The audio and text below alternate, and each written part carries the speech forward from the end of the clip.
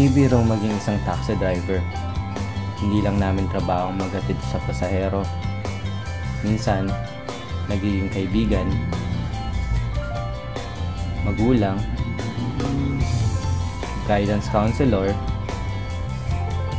o kaya bouncer, lalo na paglasing ang pasahero.